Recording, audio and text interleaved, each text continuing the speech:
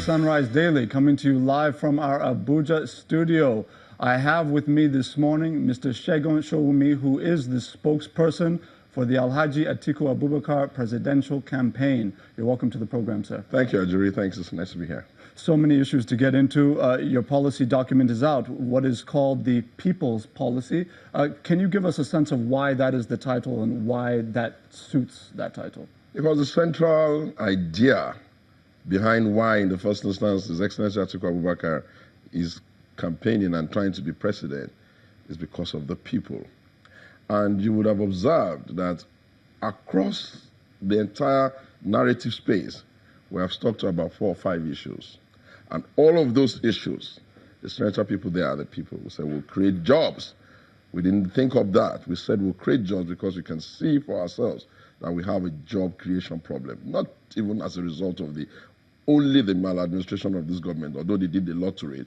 But we're also seeing that from a futuristic point of view, computers and artificial intelligence will take a lot of people off jobs. So you need to recalibrate your economy to be ready for that.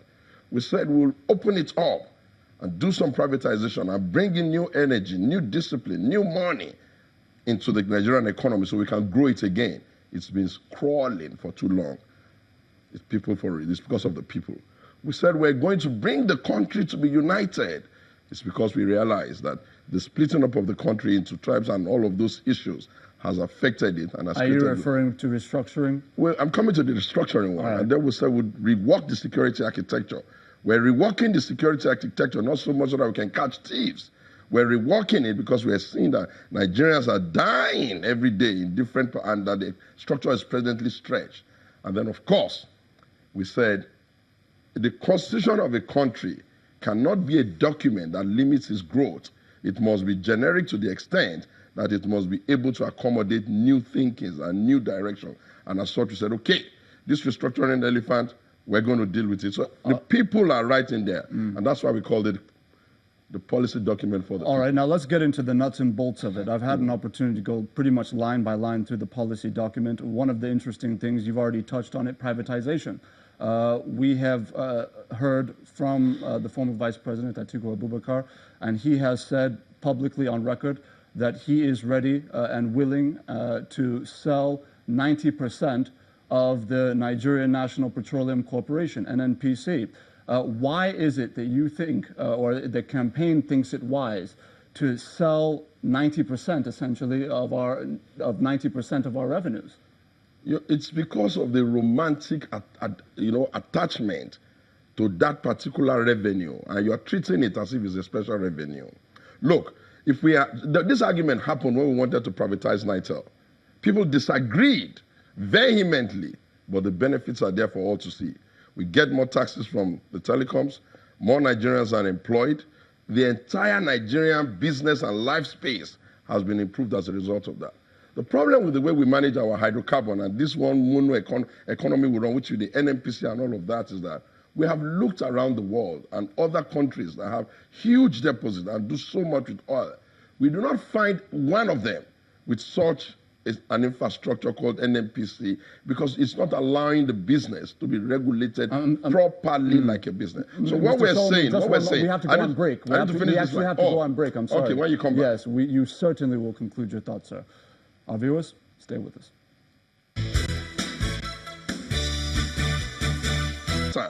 They came there doing Zungeru. They forgot to say it was done by Jonathan. They said they're doing more jobs.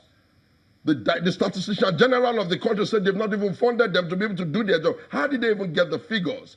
They come on national television and show us a film and a clip of young people that are impressionable.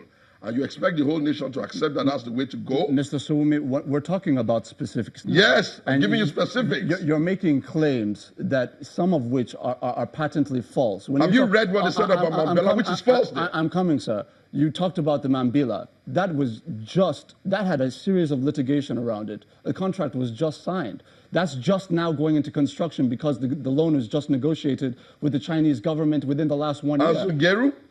I'm talking about Mambila, sir. You've made a claim that is not true. And so I'm trying to ask you a question.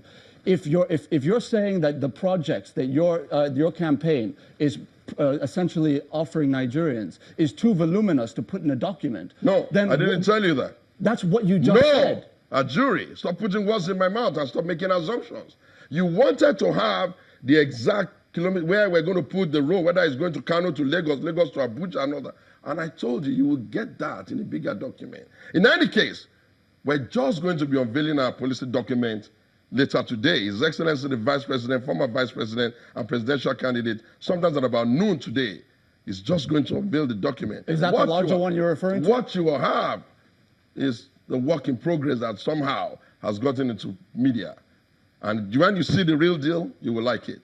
Wait until that time. And I think I really want to suggest that for the policy documents of PDP and that of the APC, the best is that let us get the Nigerian Economic Summit Group to do a proper stakeholder analysis of which of those documents, which of those thinking is consistent with where growth should be. All of this talking around it is quite unnecessary. Really. All right, let's look at the issue of restructuring, because this is pretty much central to the policy offerings that you've put forward in many ways in terms of your campaign. I just asked Mr. Keyamo about the obvious lack of policy thrusts within their policy document concerning restructuring. In your policy document, you have essentially said that we are going to, Nigeria would, under the leadership potentially of a President Atiku Abubakar, would move several items from the exclusive legislative list to the concurrent. Items including road transport, including rail, including things like labor matters, land matters, police, et cetera. Now, I want to ask you, if you're looking at how to construct potentially or revamp or whatever the case may be, 5,000 kilometers of new road or new rail, and you are giving the authority over those construction initiatives, if you will, to the states,